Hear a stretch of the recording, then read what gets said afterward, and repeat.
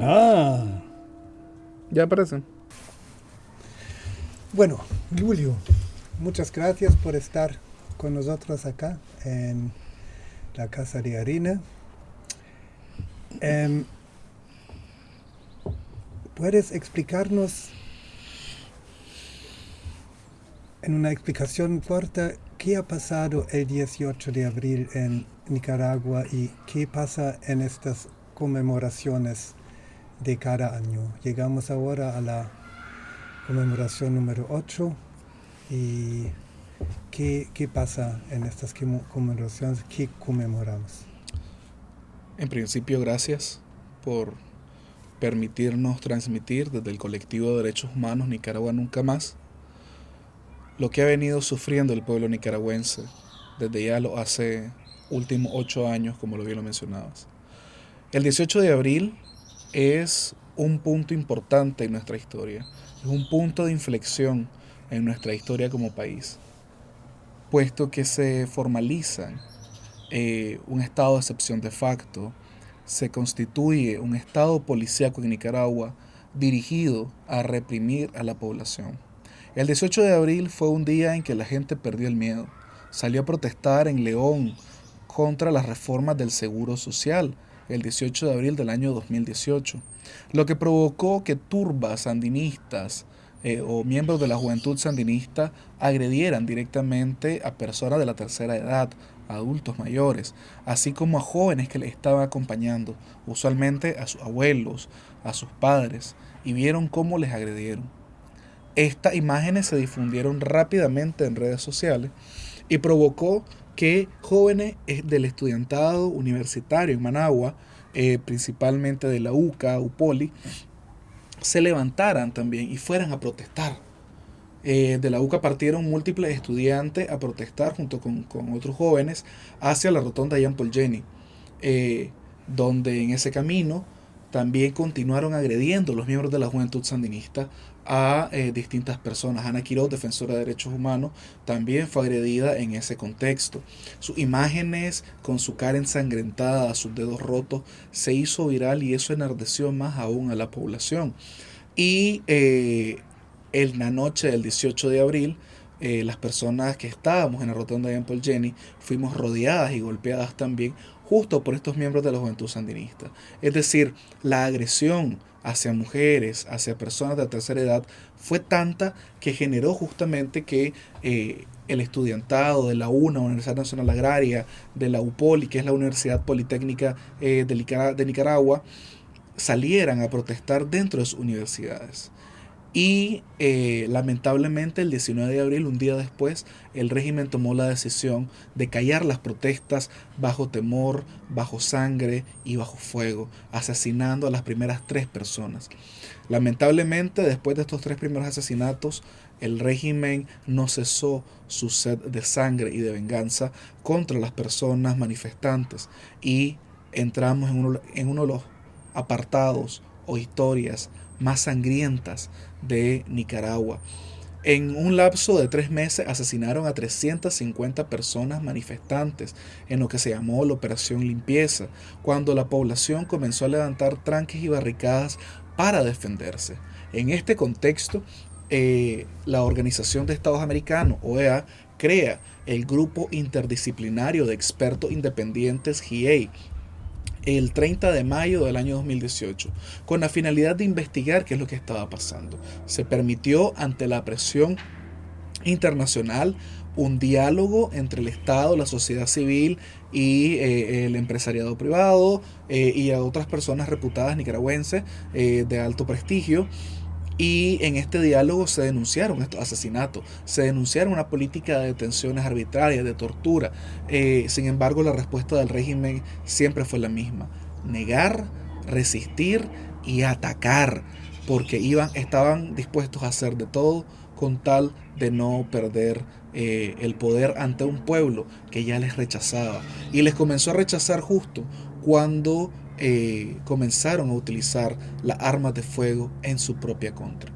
Y es aquí como llegamos a que distintos mecanismos internacionales pudieran entrar a Nicaragua. Se realizaron múltiples protestas, como olvidar la marcha del 30 de mayo, que le denominamos la madre de todas las marchas, cuando aproximadamente en todo el territorio nacional salió casi 1 millón de personas a protestar. Y estamos hablando que somos una población de 7 millones, es decir, mucha gente estaba afuera pidiendo al unísono una sola cosa: justicia. Y la justicia pasaba justamente por encarcelar, juzgar a los asesinos y a quienes ordenaron estas matanzas. Lamentablemente, el régimen, en su afán de no perder el control, el poder, cayó en esta política de excepción de facto que básicamente suspendió todos los derechos de la población, y un estado policíaco donde institucionalizó las detenciones arbitrarias y la tortura.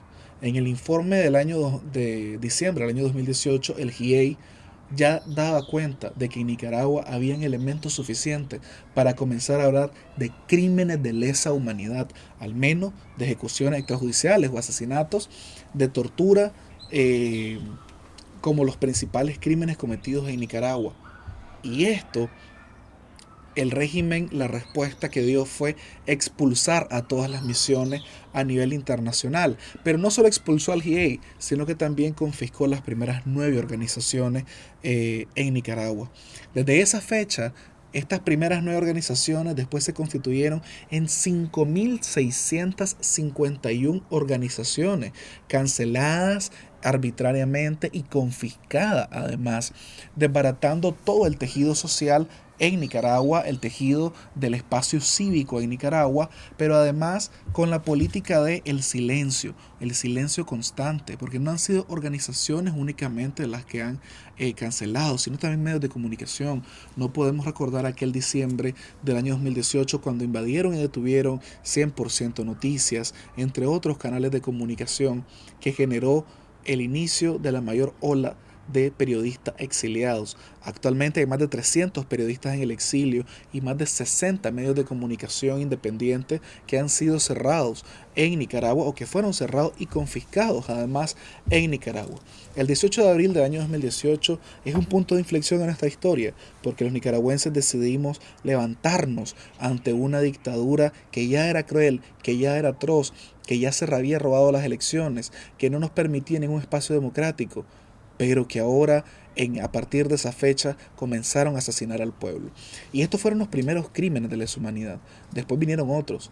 El GREN, que es el grupo de expertos sobre derechos humanos creado por el Consejo de Derechos Humanos en el año 2022, ha documentado múltiples casos que dan cuenta de que en Nicaragua se han cometido ahora ya 6 crímenes de lesa humanidad, continuando con la detención arbitraria, la tortura, incluyendo violación y violencia sexual, los asesinatos, y se le han sumado la desaparición forzada de personas, el desplazamiento forzado o destierro y la persecución por motivos políticos. Es decir, que después de este año, cada año fue empeorando más nuestra situación en materia de derechos humanos. Los nicaragüenses quisimos tener una esperanza en el año 2021 con las elecciones presidenciales, tratando de organizarnos y tratando de que a través de esta organización pudiéramos lograr un cambio democrático en nuestro país. Sin embargo, el régimen nos quitó la última esperanza democrática que teníamos en Nicaragua, encarcelando a 7 precandidatos presidenciales, deteniendo a más de 50 personas que estaban organizadas en sus territorios, cancelando 3 partidos políticos y generando la mayor ola de exiliados en la historia. Esta persecución continua, constante, ha generado que en Nicaragua al menos 850.000 nicaragüenses hayamos salido de nuestro país, que significa aproximadamente ya casi el 12% de nuestra población.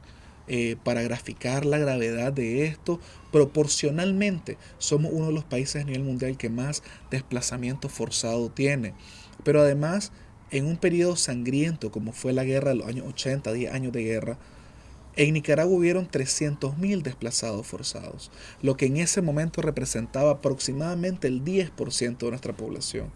Ahora, sin estar en guerra, hay más desplazamiento forzado que en un periodo de guerra. Y es justo por esto, en Nicaragua ya no se puede ejercer ni un solo derecho que no esté avalado por la pareja presidencial y se ha trasladado de reconfigurar esta represión para generar mayor temor, miedo a la población en Nicaragua y fuera de Nicaragua.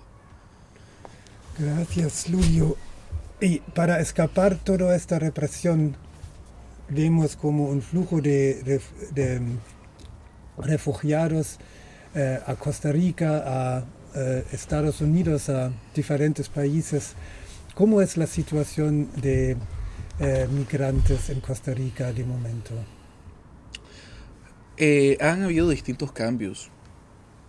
La ola de nicaragüenses a salir de forma masiva hacia Costa Rica comenzó junto con la operación limpieza en el año 2018.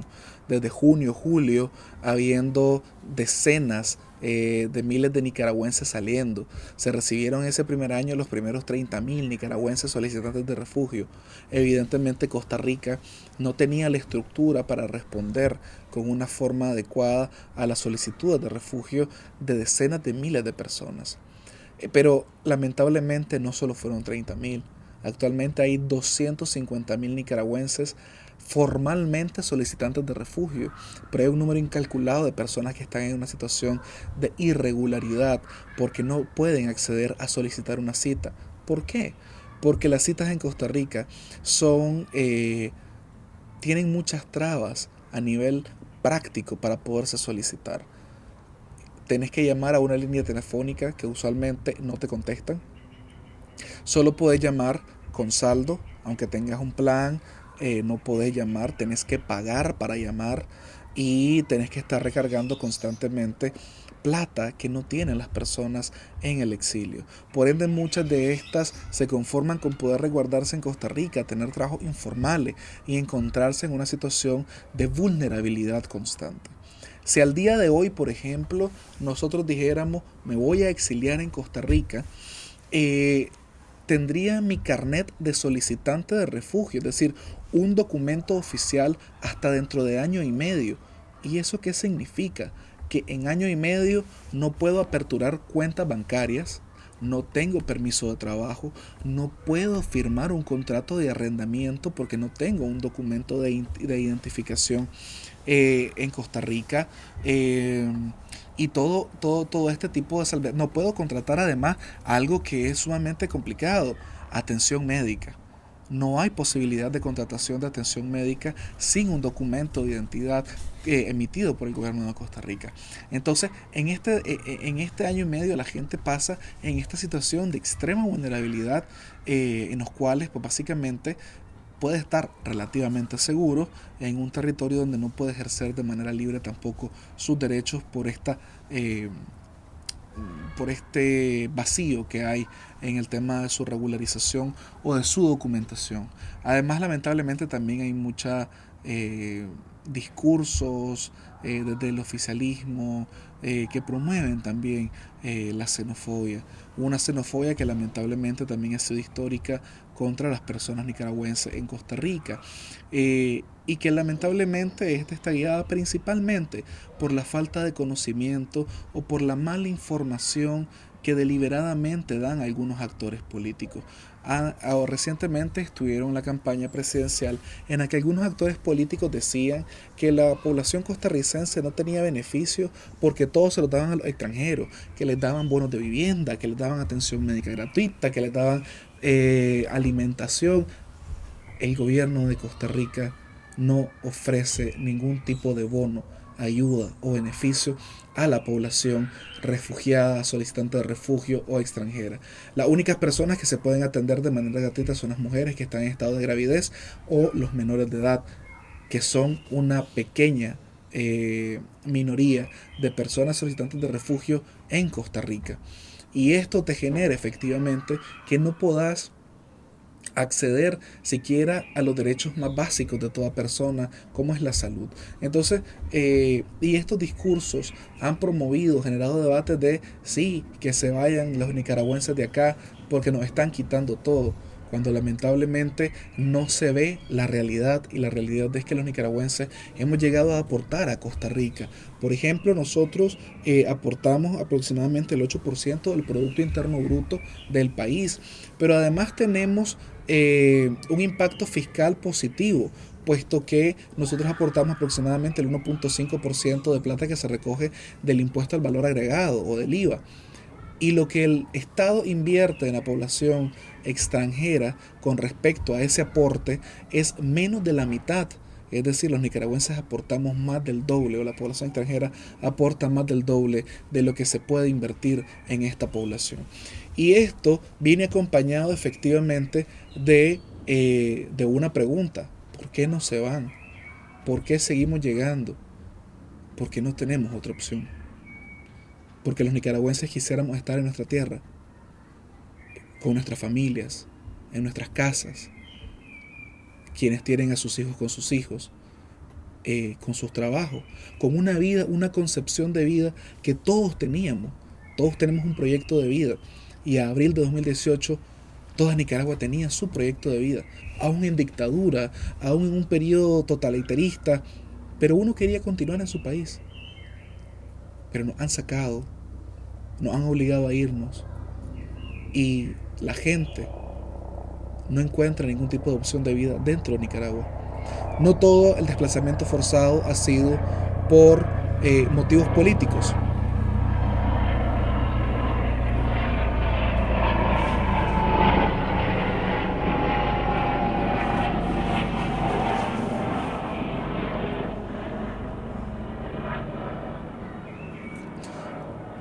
También ha habido desplazamiento forzado por la devastación económica que ha generado esta represión en el propio país. ¿Y por qué te digo esto? Porque en Nicaragua se vive una relativa estabilidad, pero es que esa estabilidad viene de que el régimen ha capitalizado el exiliado, el desplazamiento forzado. En Nicaragua, hasta el 2017, el Producto Interno Bruto recibió un aporte del 8%, 9% de las remesas, los nicaragüenses que se encontraban en el exterior. A raíz del mayor éxodo en nuestra historia, el Producto Interno Bruto en Nicaragua está compuesto por el 30% de las remesas. A nivel de América, es el país que más depende su Producto Interno Bruto de lo que le mandan o lo que les mandamos los nicaragüenses desde el extranjero a nuestras familias. Es decir, de cada 3 panes que podemos comernos en Nicaragua, 1 es comprado directamente por plata que nos mandan. Si no, Nicaragua estuviera en una situación de crisis aún mayor, porque recordemos que estamos hablando del segundo país más pobre de América, un país que, dicho sea de paso, el año pasado tomó la decisión de recortar el presupuesto para la salud y la educación y aumentar el presupuesto general de la República para la Policía Nacional y para el Ejército, porque en Nicaragua se prioriza la represión antes que la educación, la alimentación y el beneficio de su ciudadanía.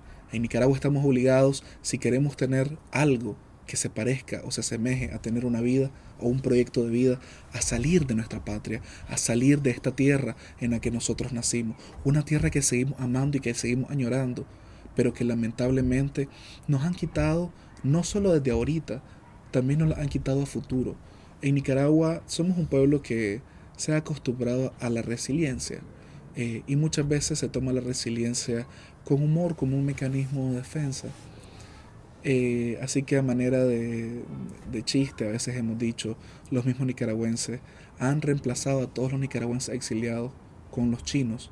A partir del 2024 se dio una política de apertura total a la población china, generando una oleada de personas chinas en Nicaragua, que tienen derecho a llegar, pero no tienen derecho a quebrar más aún a las personas nicaragüenses que luchan día a día para poder sobrevivir y ganarse la vida, puesto que con su política de productos bajos, de muy mala calidad o de mala calidad en algunas ocasiones, han impactado en los negocios locales en Nicaragua. Pero esta es solo una de las esferas en las cuales el régimen prioriza tener su estabilidad, entre comillas, tratando de incentivar la economía nacional supuestamente ante el beneficio a su población. Nicaragua es un país que está en silencio. No hay nadie que pueda hablar, no hay nadie que pueda protestar. Estamos en una política constante de desaparición forzada y de tortura y de detenciones arbitrarias. Una política de detenciones arbitrarias que se puede graficar, por ejemplo, que independientemente de la opinión que tengamos en favor o en pro de la detención de Maduro, tenemos en cuenta que tenemos derecho a la libertad de expresión en cualquier país del mundo. En Nicaragua, por darle un like, un retweet o compartir que Maduro había sido detenido, fueron encarceladas 60 personas. Porque la dictadura actúa con miedo, actúa con temor, y eso les lleva a ser más sanguinarios que nunca. Pero justo es la dictadura que nos ha obligado a reconfigurarnos en el exilio, a reconfigurarnos en Costa Rica, en Guatemala, en España, en Estados Unidos. Y es por esto que la dictadura nos sigue persiguiendo más allá de las fronteras. Nosotros como colectivo de derechos humanos, Nicaragua Nunca Más, hemos logrado documentar e identificar al menos 9 asesinatos en el extranjero, entre Honduras y Costa Rica, además de una política constante de vigilancia, persecución, hostigamiento a la población en el exilio. Pero un sistema de vigilancia además que tiene un alto impacto económico, es decir, el GREN en su más reciente informe, en este grupo de expertos ante las Naciones Unidas, ante el Consejo de Derechos Humanos, informó que en los últimos años, como una prueba pequeña, solo derivada de los documentos que han podido llegar a sus manos, han logrado constatar que al menos 5 millones de dólares fueron desviados de las municipalidades para financiar la represión dentro y fuera de Nicaragua. En 2022, por ejemplo, cuando llega Valdres Janskin Whitaker, actual coministro de Relaciones Exteriores de Nicaragua, a asumir el consulado de Nicaragua en Costa Rica, organiza células nicaragüenses. Roberto Sancam, antes de ser asesinado el 19 de junio del año 2025, había denunciado que en Nicaragua habían 23 personas en nómina que recibían plata de la embajada y no tenían un cargo oficial. ¿Por qué? Porque se presume que estas personas eran las encargadas de articular esta política de vigilancia y persecución al exiliado en Costa Rica. Lamentablemente en Costa Rica es un estado que no ha lidiado con estos sistemas de represión y por ende no cuenta con políticas de protección a las personas, pero principalmente no cuenta con políticas de protección a los defensores y las defensoras de derechos humanos, que es un universo amplio, porque ahora no solo es quien tradicionalmente defiende los derechos generales, también son los campesinos, son los periodistas, son personas que han organizado un tejido comunitario para tener una mejor solución en su calidad de vida. Los defensores somos muchos, es un concepto tan amplio que lamentablemente el régimen trata de callarnos, de silenciarnos producto de estas acciones, utilizando la familia y utilizando además una violencia particular y tan ancestral como la violencia de género, caracterizándose una amenaza al rol de madre de las mujeres periodistas, por ejemplo, o a la población LGBTI por su orientación sexual, generando un ataque dirigido, sistemático, que ha producido un segundo o tercer desplazamiento hacia otros países. Costa Rica sigue y seguirá siendo el país donde más nicaragüenses solicitantes de refugio lleguen, por geografía, por cultura, por historia. Pero en estos últimos años, al menos 5.000, según datos de la ACNUR, se han tenido que movilizar hacia España. Y eso nos ha impactado, porque en Costa Rica logramos reconfigurar algunas organizaciones, algunos medios de comunicación. Pero ahora, esta reconfiguración incipiente que tuvimos se está volviendo a desmoronar, porque evidentemente las personas están prefiriendo su vida antes que pues seguir con su trabajo, y esto tiene implicaciones en un impacto a futuro. Aún así, Nicaragua es un pueblo comprometido, es un pueblo que sigue además con este compromiso de justicia, verdad, memoria. Es un pueblo que sigue en resistencia, muy desgastado, pero que no pierde la esperanza de poder regresar a su patria, pero que esta vez sea un regreso diferente. En Nicaragua hemos tenido olas de retornados en los años, al inicio de los años 80, al final de los años 79, o en los años 90. Estas olas de retornados regresaron a su país, pero se volvieron a sumergir lamentablemente el país en la violencia. Ahora queremos regresar para construir una nueva Nicaragua, en donde no se priorice la impunidad ni el olvido, donde se priorice la justicia como el único herramienta o mecanismo que nos pueda asegurar una paz a futuro. Muchas gracias, Lulio. Pero ahora, en este contexto, el trabajo del colectivo, ¿cómo este trabajo, em,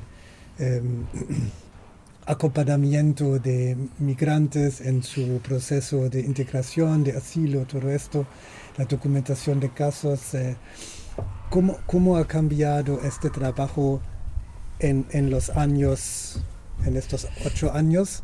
¿Y cuál es su perspectiva? ¿Qué es el objetivo? ¿A dónde se puede llegar con este apoyo? Te agradezco tu pregunta, Jürgen, porque eso me permite trasladarme al origen del colectivo. Cuando nosotros nos exiliamos tras el cierre y criminalización del CENIT, que era la organización de referencia en derechos humanos en Nicaragua, nosotros nos comenzamos a preguntar por qué pasa esto otra vez. ¿Por qué en los años 30 tuvimos una dictadura que inició, una dictadura dinástica que inició y terminó en el 79 con el triunfo de la revolución, y después una guerra, y después volvió una dictadura? ¿Por qué en un siglo casi hemos tenido solo 15 años de democracia? Y la respuesta fue contundente, porque nos han obligado al olvido, nos han obligado a llorar en silencio, a olvidar a nuestros muertos, a olvidar a los desaparecidos, a olvidar a las víctimas. Pero todo y ante todo, por el beneficio de la paz. Para que sigamos en paz tenés que olvidar. No puedes pedirle a alguien que olvide el amor por un familiar injustamente asesinado, por un familiar desaparecido. No podés olvidar una tortura. No puedes olvidar cómo te arrebataron tu vida.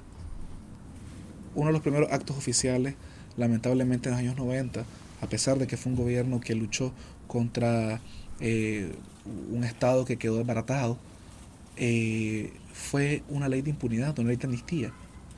Entonces, como colectivo nosotros dijimos, es la memoria el camino que nos va a llevar a nosotros a retornar, porque ya hemos visto cómo acabar una dictadura con violencia ha generado más violencia, y solo a través de la democracia y la justicia es que podemos llevar cambios duraderos.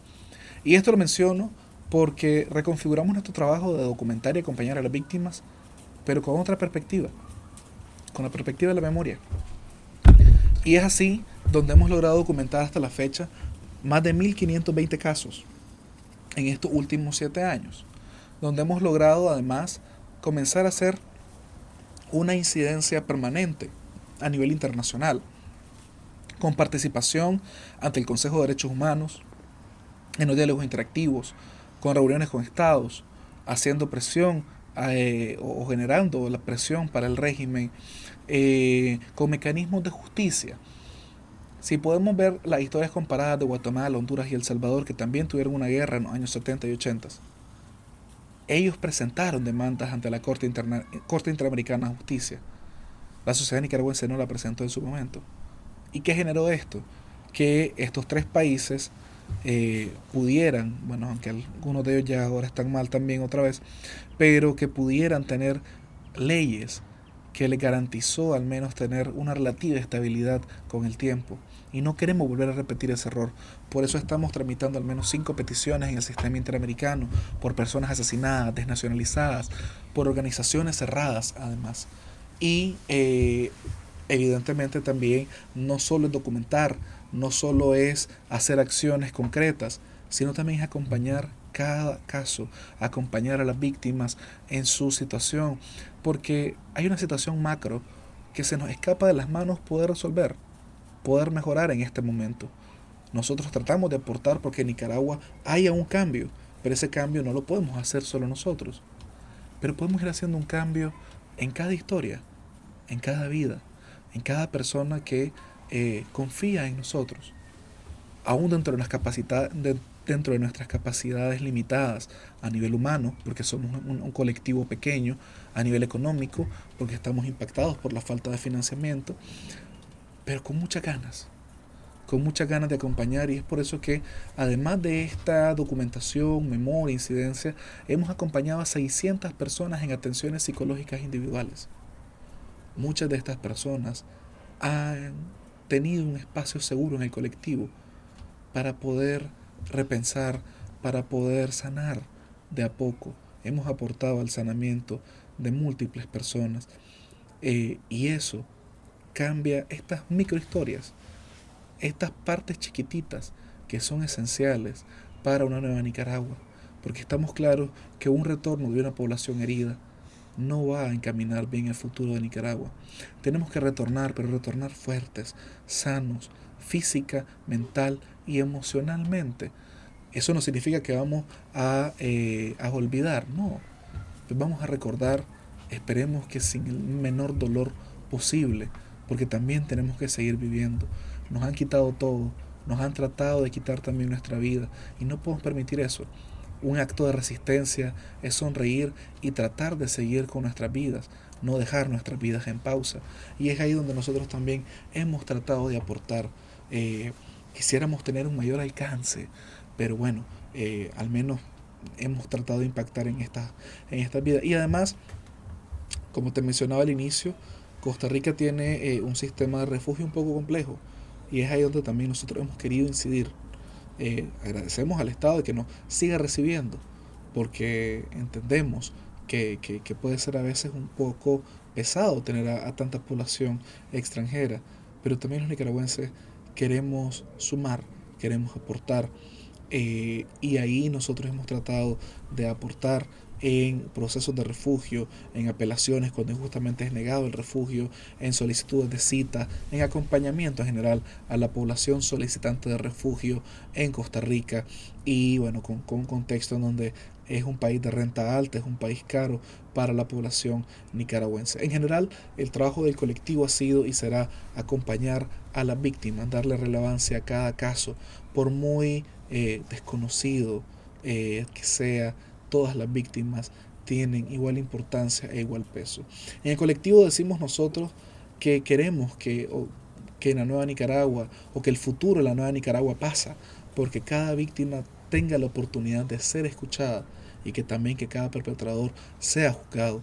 No podés construir en justicia transicional un nuevo país que no tenga como en centro a las víctimas, a las personas, porque justo ha sido el desprecio a la historia, a la memoria, lo que nos ha llevado a repetir todos estos patrones de violaciones. Y es donde queremos nosotros aportar, es un aporte a el trabajo que hacen también otros defensores y defensoras en el exilio, porque esto no es una lucha de una organización, de un grupo de personas, esto es una lucha de todos los nicaragüenses, en donde además hemos tratado de sumar a la población extranjera, es decir, hemos tratado de sumar a personas más allá de solo nicaragüenses, porque para nosotros esta es una causa que, cuando hablamos de crímenes de lesa humanidad, no solo nos debe ofender a nosotros. Los crímenes de lesa humanidad, conceptualmente hablando, significan la mayor ofensa a la dignidad de los pueblos. Aunque pasen en cualquier parte del mundo, afectan a todas las personas en el territorio mundial, porque ya sabemos lo que generan los crímenes de lesa humanidad, ya sabemos lo que es un pueblo que sea masacrado constantemente, que sea torturado, desaparecido, desterrado de su propia patria. Ya sabemos lo que es eso, y justo por eso es un compromiso también moral y legal de los otros estados como tal presionar a Nicaragua. Pero también agradecemos el acompañamiento de los nicaragüenses en los estados de acogida de personas que nos han tendido la mano, que nos han acompañado, que nos han abierto las puertas de su casa, de su comunidad, porque ahí es donde hemos encontrado un segundo aire para vivir, resistir y seguir luchando por volver a nuestro país. Wow,